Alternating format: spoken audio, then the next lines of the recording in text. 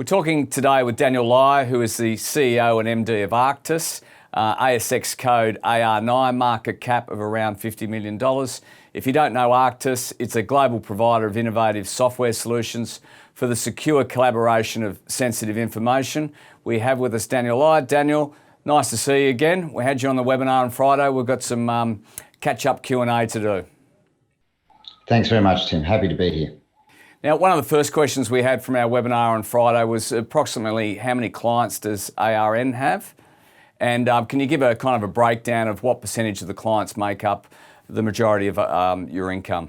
So we're rapidly growing our client base. We currently have about 25 clients utilising the Cogence platform. We have in excess of 20 clients using NC Protect globally.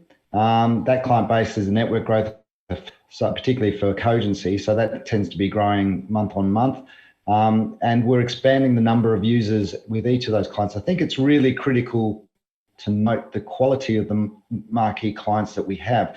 Even though that's not an enormous number of clients, we are an enterprise company, and the likes of TALIS, the likes of Northrop Grumman, SAP, EOS, Adelaide University, Flinders, University of Canberra, Australian Attorney General's Department, and others. So really high quality clients.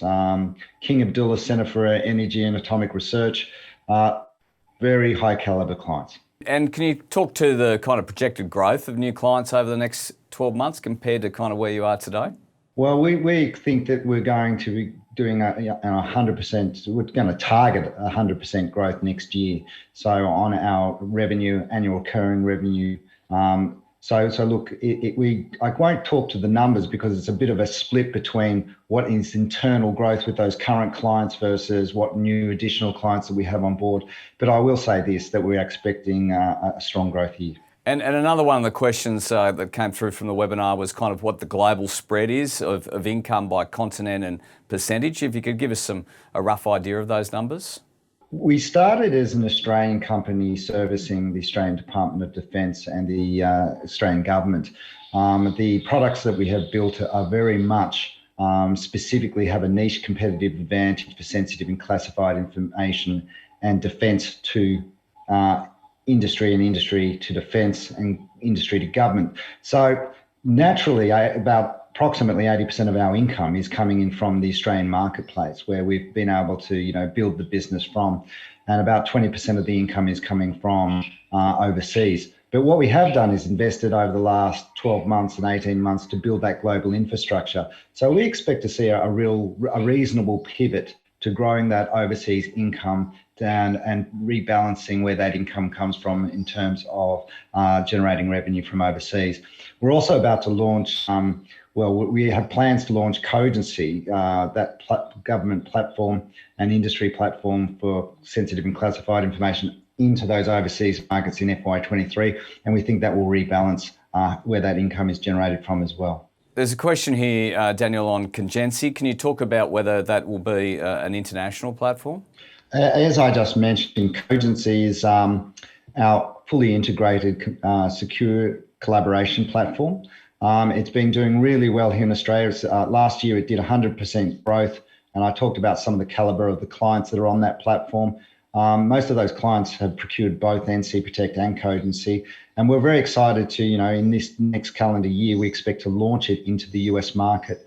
The features that we've just announced in terms of the version 2 of the platform we've invested in over the last 12 months is particularly in the export controls and ITARs, which is the International Trades and Arms Regulation. As we know, with this massive investment in defence globally, there's tightening of compliance for export control laws, particularly from the US, and how they share their sensitive competitive advantage technologies. And we're targeting that market for the defence industrial base in the US. So Cogency will be launched into the US with a niche market with a very specific competitive advantage, and we're very excited about doing that, entering the global market with Cogency in FY23. And the last quarter was talking about a $15 million pipeline with Microsoft. Has any of this been converted, and can you give us a little bit more colour on that?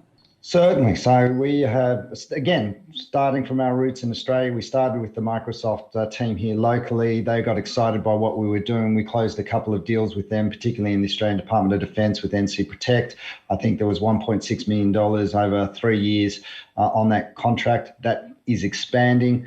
And what we'll do then is we got introduced by the Microsoft team globally. So we have now been dealing with the Vice President of Defence and National Intelligence with Microsoft. We have been introduced into deals participating with Microsoft in their proposals, excuse me, to a number of different defence departments globally. But these things take time. You're only one component of a proposal into other defence departments. But we see that partnership bearing fruit.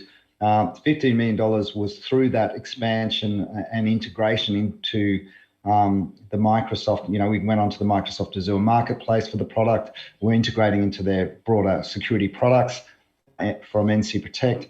So we anticipate that there's going to be strong growth from that over the next 12 to 18 months. Really, really important to do the right type of investment and make the right relationships in those alliance partnerships.